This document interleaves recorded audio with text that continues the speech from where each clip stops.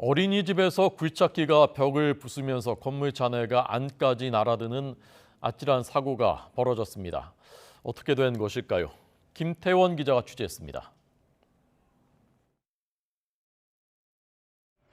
어린이집 놀이터에 벽돌 크기의 파편이 우수수 쏟아집니다.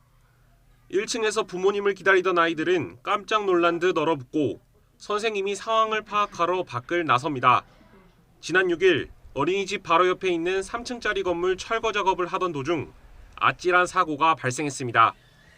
건물을 부수던 굴착기가 어린이집 건물을 때리면서 부서진 벽돌 잔해와 깨진 유리창이 어린이집 내부로 날아든 겁니다. 애들이 너무 많이 놀라니까 이제 막 어린이집에서도 놀란 게 이제 집에서도 이어져서 어린이집은 소리가 너무 무서워. 이렇게 된 어린이집에 계속 보낼 수 있을까 학부모로서는 가장 그게 걱정이 되는 상태입니다.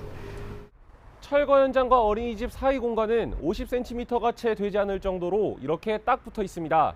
그러나 설치된 안전장치라고는 얇은 청가림막과 비계뿐이어서 굴착기나 떨어지는 파편 등을 막지 못한 겁니다. 벽에 그게 무너지면서 콘크리트 잔해물들이 여기 뭐 엄청 많았었죠. 그러니까 놀이터에는 나갈 수가 없죠, 아이들이.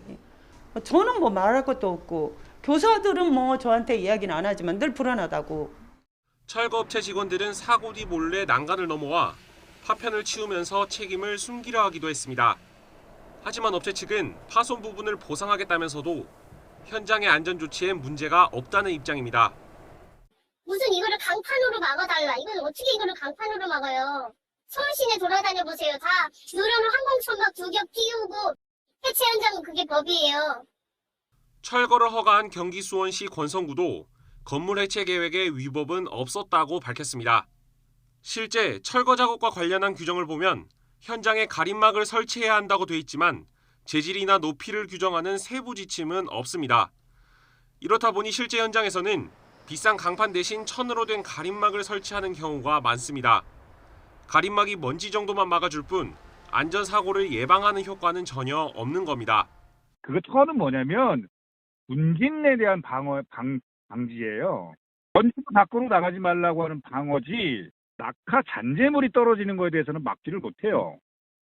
지난해 광주에서 철거 중이던 5층 건물이 무너져 17명이 숨지거나 다친 참사를 계기로 철거 현장 안전에 관한 지적이 잇따랐습니다.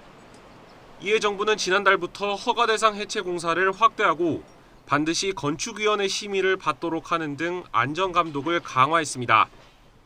하지만 철거 현장 바로 옆 어린이집에 벽돌 파편이 쏟아져도 단속할 근거가 없는 안전 지침은 여전히 허점투성이라는 비판을 피하기는 힘들어 보입니다.